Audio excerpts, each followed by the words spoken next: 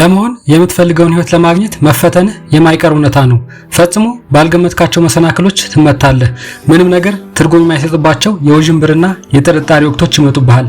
በትከሻ ላይ እጅግ ከባድ ሸክሞች ይጫኑብሃል። አንድ ተጨማሪ እርምጃ መቼ መራመድ እንደምትችል እስከተጠራጠር ድረስ። በዙሪያ የሚፈጠሩት ነገሮች ሁልጊዜ መቆጣጠር ባትችልም ቀጥሎ ምን ለማድረግ እንደምትችል ግን ሙሉ በሙሉ መምረጥ ትችላለህ። ምክንያቱም ታላቁ ኃይል ያለው ለነገሮች በምትሰጠው ምላሽ ውስጥ ነው። ያ ምላሽ ደግሞ ማዕበሉን አልፈህ ይበልጥ ጠንክረህ መውጣትህ ወይም መጀመሪያ በገጠመ መሰናክል ተስፋ ቆርጠህ በመፈራረስ መካከል ያለውን ትልቅ ልዩነት ይፈጥራል።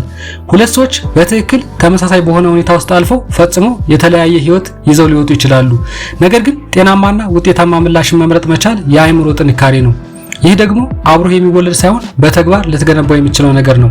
በዚህ ቪዲዮ ውስጥ ህይወት የሚጥልብህን ማንኛውንም ፈተና በማይገታ የአስተሳሰብ ጥንካሬ መጋፈጥ እንድትችል የአእምሮ ጥንካሬን የምታሳድግባቸውን 9 ኃይለኛ መንገዶችን አካፍልሃለሁ።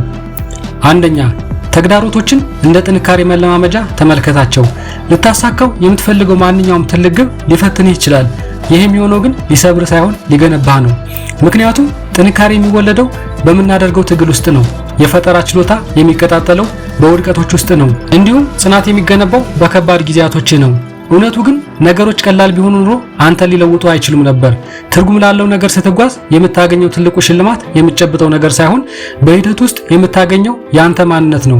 በህይወት ፈተና ሲያጋጥምህ ወደ ቀጣዩ ከፍታ እንድትሸጋገር ወይም ደረጃህ እንድታሳድግ እየጠየቀህ ነው።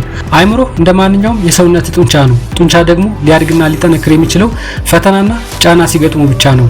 አብዛኞቹ ሰዎች ግን ፈተናዎችን ይሸሻሉ፣ ምቾትን ብቻ ያሳድዳሉ። በውጤቱም አእምሯቸው ደካማ ሆኖ ይቀራል። ከዚያም ህይወትን ለመቋቋም የሚከብድ ከባድ ነገር ሲጥልባቸው በቀላሉ ይሰበራሉ። በሌላ አነጋገር ለምታደርገው ነገር ምርጫ አለህ።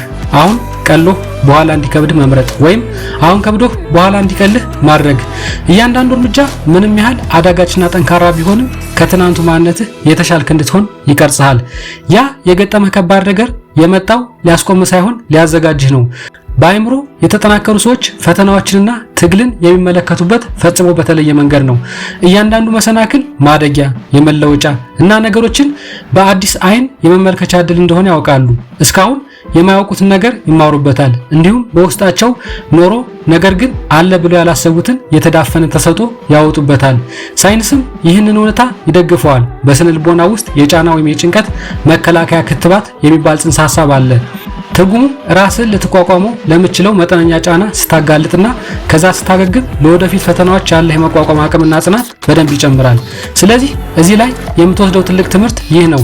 ይህ ነገር ለምን በእኔ ላይ ደረሰ ብለህ መጠየቅህን አቁምና ይህ ነገር ለእኔ ለእድገቴ እንዴት እየጠቀመኝ ነው ብለህ መጠየቅ ጀምር። ሁለተኛ፣ እነዚህን 3 ነገሮች በአስቸኳይ ማድረግ አቁም። የአእምሮ ጥንካሬ በምታደርጋቸው ነገሮች ብቻ የሚገነባ አይደለም፣ ማድረግ በምታቆማቸው ነገሮች ጭምር እንጂ። የመጀመሪያው ማማረርን ማቆም ነው። ማማረር በወቅቱ ጥሩ ስሜት ሊሰጥ ይችላል። ምክንያቱም የምንወቅሰው ሰው፣ ጣታችንን የምንቀስርበት ነገር እና ነገሮችን እኛ በፈለግነው መንገድ ስላልሆኑበት ሰበብ ይሰጠናል። ነገር ግን እውነቱ ይሄ ነው። በማማረር የምታባክናት እያንዳንዷ ደቂቃ ማንኛውንም ነገር በትክክል ለመለወጥ የምትጠቀምበት ውድ ጊዜ ላይ የተሰረቀች ደቂቃ ናት። ማማረር ወደፊት አያራምድህም፣ ባለህበት እንድትረግጥ ነው የሚያደርግህ። አንድ ነገር የሰራ ይመስል አይምሮን ያታልለዋል። በተግባር ግን በውስጥህ ኃይልና ከጉልበትህ መሟጠጥ በስተቀር የተለወጠ ምንም ነገር የለም። ይበልጥ ባማረርክ ቁጥር ይበልጥ አቅም እንደሌለ ሆኖ ይሰማሃል። ምክንያቱም ትኩረትን ያደረክበት ነገር ሁልጊዜ እየሰፋና እየገዘፈ ይሄዳል። ትኩረትህ ችግሮች ላይ ካደረክ ይበልጥ ብዙ ችግሮችን ታገኛለህ። ትኩረትህ እድሎችና በአማራጮች ላይ ሲሆኑ ግን ወደፊት የሚያራምዱህን ብዙ መንገዶች ታገኛለህ። ጠንካራ አእምሮች ትኩረታቸውን መፍትሄዎች ላይ ያደርጋሉ። ትርጉም ያለው ህይወት የሚገነቡ ሰዎች ፈተና የማይገጥማቸው ሰዎች አይደሉም። ይልቁንም ችግሩን ሌላ ሰው መጥቶ እስኪፈታላቸው ድረስ በማማረር በመንቀፍና ሰበብ በመደርደር አዙሪት ውስጥ ተዘፍቀው መቅረትን እምቢ ያሉ ናቸው። እነሱ ሙሉ ጉልበታቸውን ወደ መፍትሄ፣ ወደ እድገትና ወደ ተግባር ያደርጋሉ። የተሻለ የወደፊት ህይወትን በማማረር ልታገኙ አትችልም። ልትፈጥረው የምትችለው በተግባር ብቻ ነው። ምክንያቱም ማማረር ኃይልህን ሲያሟጥጥ፣ ተግባር ግን ሙሉ በሙሉ ይለውጥሃል። ሁለተኛው ምቾትን ብቻ መፈለግ ማቆም ነው። ምቾት ሱስ አለው። ይበልጥ ባገኘው ቁጥር ያለ እርሱ መኖር የምትችልበትን አቅምህን እየቀነሰ ይሄዳል። አካላዊ፣ አእምሯዊና ስሜታዊ የሆኑ መጠነኛ አለመመቸቶች ወይም ፈተናዎች ናቸው ጽናትህን እንዳይሞት የሚጠብቁልህ። የምንኖረው ምቾትና አለመረጋጋት በጣም በሚወደስበት ዓለም ውስጥ ነው።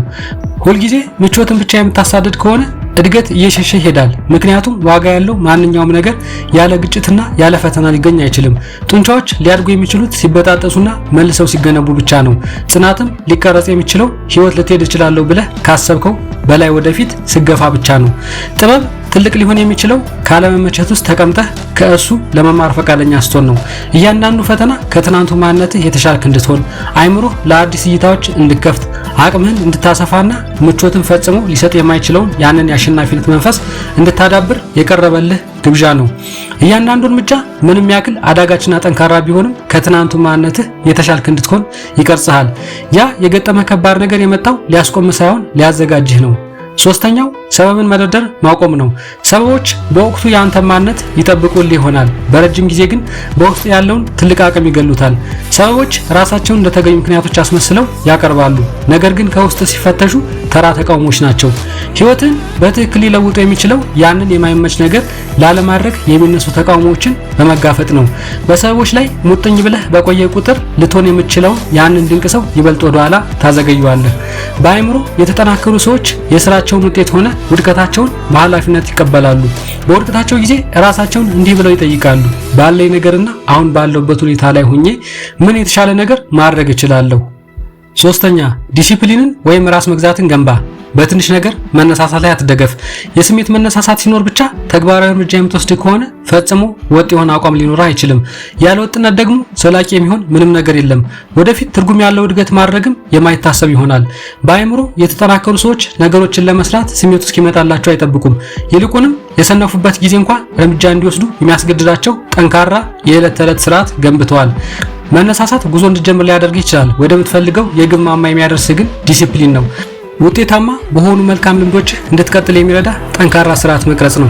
የሚሆነው ደግሞ አንድን ባህሪ በተደጋጋሚ በማድረግ ልማዱ ያለምንም ጭንቀት በራሱ ጊዜ የሚከወን ሲሆን ነው። ምክንያቱም ያንን ልማድ አዘውትሮ ለማስቀጠል በጣም አነስተኛ የሆነ የውስጥ ፍላጎትና ጉልበት ብቻ ነው የሚጠይቀው። ስለዚህ ሁልጊዜ ዝግጁ ነኝ ወይ የሚለውን ስሜት መጠበቅህን አቁም። መጀመሪያ ተግባራዊ እርምጃ ውሰድ፣ ስሜቱ በራሱ ጊዜ ይከተላል። አራተኛ በየቀኑ አንድ ከባድ ነገር አድርግ። ጠንካራ አይምሮ የሚገነባው ዘወትር በምናሳያቸው ጥቃቅን የድፍረት ተግባራት ነው። ከምትፈልገው ሰዓት ቀድመህ ንቃ። አዲስና የማይመች ነገርን በመሞከር ራስህን ፈትን። የሚያስፈራን ነገር በተጋፈጥክ ቁጥር ያ ፍርሃትህ ይበልጥ እየቀነሰ ይሄዳል። አብዛኞቹ ሰዎች ህይወት ፈተና እስኪያመጣባቸው ድረስ ይጠብቃሉ። ብልሁ መንገድ ግን መጀመሪያ ራስህን መፈተን ነው። በየቀኑ አንድ ከባድ ነገር አድርግ። ይህን የምታደርገው ስለሚመች ሳይሆን ስለማይመች ነው። ማንኛውንም መከራ ተቋቁሞ የሚያሻግር አይነት ጽናት የምትገነባው በዚህ መንገድ ነው። የአሜሪካ ልዩ የባህር ኃይል በየቀኑ ካለመመቸት ጋር ተለማመድ ወይም ተደሰት የሚል መርህ አለው። እውነተኛው ትርምስ ሲመጣ እንዳይደናገጡ ሆን ብለው ራሳቸውን ለከባድ ፈተናዎች ያጋልጣሉ። ዛሬ የምትመርጠው እያንዳንዱ ከባድ ነገር በነገው ህይወት ላይ እንደምታስቀምጠው ተቀማጭ ገንዘብ ነው። ዲሲፕሊንን ያስተምርሃል፣ ባህሪን ያስተካክልልሃል። እንዲሁም በአንድ ወቅት አልችለውም ብለህ ያሰብከውን ነገር ማድረግ እንደምትችል ለራስ የምትረጋግጥበትን መንገድ ያሳያል። ይህንን ሁኔታ በአእምሮህ ያዝ። ድፍረት እንደ ጡንቻ ነው፣ በየቀኑ ካልተጠቀምክበት እየደከመ ይሄዳል። አምስተኛ ወደ አእምሮህ የሚገቡትን ነገሮች እንደ ህይወት ጠብቃቸው። ለአእምሮህ የምትመግበው ነገር ውሎ አድሮ ህይወትን መቅረጹ አይቀርም።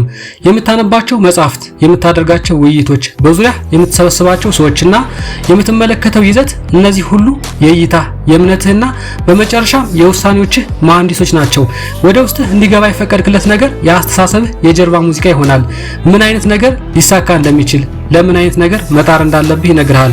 እውነቱ የምታገኘው ውጤት ሊያምር የሚችለው ወደ ውስጥ በምታስገባው ነገር ልክ ብቻ ነው። እነዚህን ነገሮች ህይወትህ በእነሱ ላይ እንደተመሰረተ አድርገህ ጠብቃቸው። ምክንያቱም ነገ የምትኖረው ህይወት ዛሬ ወደ አእምሮ እንዲገባ በምትፈቅደው ነገር እየተጻፈ ነው።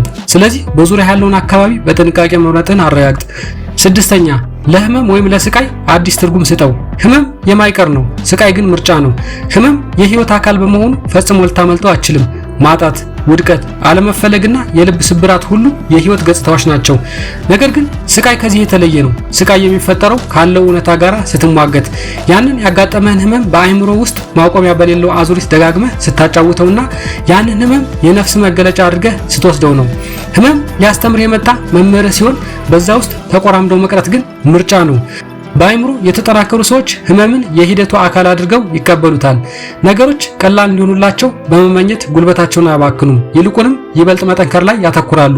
እውነቱ ግን ህመም በየትኛውም መንገድ ቢሆን አንተነትህን መቅረጹ አይቀርም። ብቸኛው ምርጫህ ግን ማንነትህን እንዲሰብር ወይም እንዲገነባው መፍቀድ ብቻ ነው።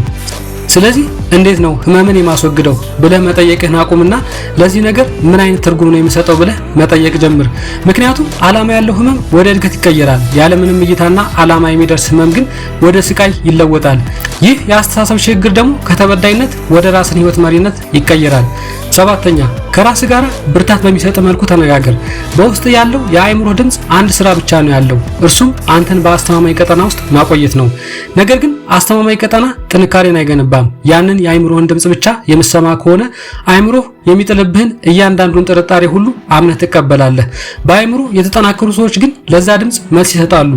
ማንነታቸውን ለማጠንከር ሆን ብለው ጠንካራ ቃላትን ይጠቀማሉ። ከዚህ የባሰ ነገር አልፌያለሁ፣ የማድገው በዚህ መንገድ ነው፣ እኔ የጀመርኩትን ነገር እስከ መጨረሻው የምገፋ አይነት ሰው ነኝ ይላሉ። ይህ በራስ የሚመራ የነርቭ ስርዓት ለውጥ ይባላል። ይህም ማለት የምትናገራቸው ቃላት ውሎ አድሮ የአእምሮን የነርቭ ትስስር በትክክል መልሰው ይቀርጹታል። በየቀኑ ለራስህ በዝግታ የምትደጋግማቸው ቃላት የምትኖረውን ህይወት ታሪክ ይጽፉታል። ለራስህ ብቁ አይደለሁም ካልክ በየቦታው ለዛ ማረጋገጫ የሆኑ ድክመቶችን ታገኛለህ። ለራስህ አስፈላጊው ብቃትና አቅም አለ ብለህ ስትነግረው ግን ልክ እንደዚያው በተግባር መንቀሳቀስ ትጀምራለህ። በሁለቱ መካከል ያለው ልዩነት ባለበት ተዘፍቀ መቅረትና ውስጣዊ ሙሉ አቅምህን አውጥተህ መጠቀም መካከል ያለው ልዩነት ነው። አእምሮ የምትናገረውን እያንዳንዱን ቃል በጥሞና ይሰማል። ስለዚህ ቃላቶችህን አስበህበትና በዓላማ ተጠቀምባቸው። ለምትወደው ሰው የምትሰጠውን አይነት ማበረታቻ ራስን አበረታታው። ወደ ላይ ከፍ እንድትል እንጂ እንድትኮማተርና እንድታንስ በማያደርግ መልኩ ከራስ ጋር ተነጋገር። ምክንያቱም ለራስ ከምትነግረው ታሪክ አልፈህ ፈጽሞ ልትበልጥ አችልም። የውስጥ ንግግርህን ቀይረው። ከሱ የሚመነጨው ህይወት አብረህ ትቀይረዋለህ። ከምንም በላይ እውነታ ማለት አመለካከት ነው። አመለካከትም እውነታ ነው። ሁኔታውን መቀየር ካልቻልክ ስለ ሁኔታው ያለህን አመለካከት መቀየር አለብህ። ኃይልህ የሚገኘው እዚያ ላይ ነው። እይታ ጠባብ ሲሆን እያንዳንዱ አመለካከቶች የዓለም መጨረሻ ሆኖ ይሰማሃል። እይታ ሰፊ ሲሆን ግን ያው ተመሳሳይ አለመመቸት ወደ ላይ መውጫና መሰላል ይሆንልሃል። አመለካከትህ ጉልበትህን ወይም ኃይልህን ይቀርጻል። ጉልበትህ ተግባርህን ይቀርጻል። ተግባርህ ደግሞ መላው ህይወትን ይቀርጻል። ስለዚህ ሁለት ምርጫ አለህ። አእምሮ በራሱ ጊዜ ወይም በአውቶማቲክ በሚጽፈው ታሪክ ቁጥጥር ስር መውደቅ ወይም መሪነቱን ተረከበ አንተ ሊጠቅም በሚችል መልኩ የራስህን ታሪክ መልሰ መጻፍ። ስምንተኛ፣ ፈጽሞ የማይገታ ወይም የማይበገር ማንነትን ገንባ። እጅግ ጠንካራ ሰዎች ምንም አይነት ነገር ቢፈጠር የማይናወጥ ስር የሰደደ ጥልቅ ማንነት አላቸው። እነሱም እኔ አልሰበርም፣ እላመዳለሁ፣ እወጣዋለሁ፣ እንዲሁም ዳግም ወደ ላይ እወጣለሁ ይላሉ።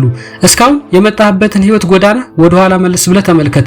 ሊያጠፉኝ ይችላሉ ብለህ ያሰብካቸው መጥፎ ቀናት ሁሉ አስቀድመህ ተቋቁመህ አልፋቸዋል። ራስህን ፈጽሞ ተስፋ እንደማቆርጥ ሰው አድርገህ ለመመልከት ከዚህ በላይ ምንም ማረጋገጫ አያስፈልግህም። ከእያንዳንዱ መሰናክል ጋር መደራደር አይጠበቅብህም። ምክንያቱም የጨዋታው ማጠቃለያ ምን እንደሚሆን አስቀድመህ ታውቃለህ። ወደፊት የምትገፋው ነገሩ ቀላል ስለሆነ ሳይሆን የአንተ ማንነት ስለሚፈቅድልህ ብቻ ነው። ልታደርገው የምትችለው ትልቁ የአስተሳሰብ ሽግግር እንዴት መነሳሳት ላገኝ ብሎ ከመጠየቅ ይህ እኮ እኔ የምኖረው መደበኛ ህይወቴ ነው ብሎ ማወጅ የሚደረግ ሽግግር ነው። ይህ ማለት ወደ ጅም መሄድ ዝም ብሎ የአካል ብቃት እንቅስቃሴ የማድረግ ጉዳይ መሆኑ ቀርቶ የአትሌትነት ማንነት መገለጫ ሲሆን፣ መጽሐፍ ማንበብ የድንገተኛ መነሳሳት ጉዳይ መሆኑ ቀርቶ የፈጣሪነት ማንነት አካል ሲሆን፣ እንዲሁም ዲሲፕሊን እንደ አሰልቺ የቤት ስራ መታየቱ ቀርቶ በቀላሉ የአንተ ማንነት መገንቢያ ክፍል ሲሆን ነው። ስለዚህ ያሸነፍክባቸውን ማረጋገጫዎች ዝርዝር መዝግበህ ያዝ። ከባድ ነገሮችን በድል የተወጣህባቸውን የሥራዎችንና ጊዜያትን ታሪክ አስፍር። በራስ ላይ ጥርጣሬ ሲያሳድርብህ ደጋግመህ አንብባቸው። ዘጠነኛ፣ ሂደቱን ውደደው፣ በሂደቱ ላይ ፍቅር ይደረብህ።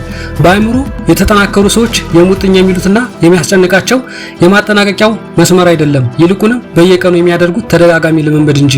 ምክንያቱም መጨረሻ ላይ የሚያገኙት ውጤት ለአንድ አፍታ ብቻ የሚቆይ እንደሆነ ያውቃሉ። ሂደቱ ግን ራሱ ህይወት ነው። ውጤቱን ብቻ የምትወድ ከሆነ አብዛኛውን ቀንህን በተስፋ መቁረጥና በብስጭት ታሳልፋለህ። በሂደቱ መውደድ ማለት በተራራው ጫፍ ላይ ብቻ ሳይሆን ወደ ላይ በምታደርገው አቀበት ጉዞ ውስጥ ትርጉም ማግኘት መማር ማለት ነው። ዝም ብሎ ታትሞ ያለቀው መጽሐፍ ብቻ ሳይሆን የመጽሐፉን ተግባር ራሱ መውደድ ነው። ሜዳሊያውን ብቻ ሳይሆን ልምምዱን፣ ጭብጨባውን ብቻ ሳይሆን የራሱን ዲሲፕሊኑን ማጣጣም ማለት ነው። የቀርከሃ ተክል ከመሬት በላይ ወጥቶ ሲያድግ ከመታየቱ በፊት ለዓመታት ከመሬት በታች ስሩን በደንብ ሲያሳፋ ይቆያል። ከዛ ዝግጁ ሲሆን በጥቂት ሳምንታት ውስጥ ብቻ እስከ 27 ሜትር ከፍታ ድረስ ተስፈንጥሮ ሊያድግ ይችላል። ያንተም አእምሮ በትክክል በተመሳሳይ መንገድ ነው የሚሰራው። የሚታዩ ውጤቶች ከመምጣታቸው በፊት የማይታዩ ውስጣዊ እድገቶች ቀድሞ መከሰት አለባቸው። ምክንያቱም ማን በማያህ ጊዜ በጨለማ ወይም በብቸኝነት የምታደርጋቸው ጠንካራ ተግባራት ናቸው ውሎ አድሮ ሁሉም ሰው በሚያይህ ብርሃን ላይ የሚያወጡህ። እዚህ ላይ የምንወስደው ትልቁ ትምህርት ይህ ነው። ወጥነት ሁልጊዜም ቢሆን ከአንድ ጊዜ ከፍተኛ ገልቢያ ይበልጣል። ስለዚህ በየቀኑ መገኘትን አረጋግጥ። እነዚህን 9 መርሆች በተግባር ላይ ካዋልካቸው በአእምሮ ጠንካራ መሆን ብቻ ሳይሆን ወደ ስኬት የምትጓዝበት ጎዳና ላይ ፈጽሞ የማይገታ ሰው ትሆናለህ። ያለምንም ዓላማ በስሜት ከመንዳት ትቆምና ሆን ብለህ አስበህበት ምላሽ መስጠት ትጀምራለህ። መሰበርህን ታቆምና ሁኔታዎችን መላመድ ወይም መቋቋም ትጀምራለህ። ህይወት እንዲቀልህ መጠበቅህን ታቆማለህ። ራስን ይበልጥ እያጠነከርክ ትመጣለህ። ምክንያቱም የአእምሮ ጥንካሬ ምቾት ከተሞላበት ህይወት ውስጥ ሊገነባ አይችልም። የሚገነባው ህይወት በዓላማ ላይ በሚጥልብህ ፈተናዎች ውስጥ ብቻ ነው። ከባድ ነገሮች በመሸሽ ፈጽሞ የማይበገር ሰው መሆን አትችልም። የማይበገር ሰው መሆን የምችለው ፈተናዎችን መቋቋም፣ ከነሱ መማርና ይበልጥ ጠንክረህ መመለስ እንደምችል ደጋግመህ ለራስህ በማረጋገጥ ብቻ ነው። ይህንን እውነት በጥልቀት ስትረዳ ተግዳሮቶች እንደ ጦርነት መሰማታቸውን ያቆማሉ። ይልቁንም እንደ ማሰልጠኛ ክብደቶች መታየት ይጀምራሉ። እነዛ ክብደቶችን ባነሳቸው ቁጥር ደግሞ አንተ ይበልጥ እየጠነከርክ ትሄዳለህ። ምክንያቱም አንድ ቀን ወደ ኋላ መለስ ብለህ ስትመለከት ይህንን ታስተውላለህ። በአንድ ወቅት ሊሰብሩ የሞከሩት ነገሮች በሙሉ መልሰው እንደገነቡ፣ ሊያሰምጡ ያሰቡ ማዕበሎች በውሃ ውስጥ እንዴት መተንፈስ እንደሚችል እንዳስተማሩ፣ እንዲሁም ሊያደቁ ያሰቡት ከባድ ሸክሞች ዛሬ ላይ ፈጽሞ የማይበገር ሰው ያደረጉ ነገሮች እንደሆኑ ትረዳለህ። ይህንን ሰው መሆን ትችላለህ። የሆነ ቀን በሩቅ በምናባዊ ነገር ውስጥ ሳይሆን ዛሬውኑ አሁን በመጀመር። ስለተከታተላችሁኝ ከልብ አመሰግናለሁ። ቪዲዮ ከተመቻችሁ ሰብስክራይብ፣ ላይክ እና ሼር ማድረግ እንዳትረሱ።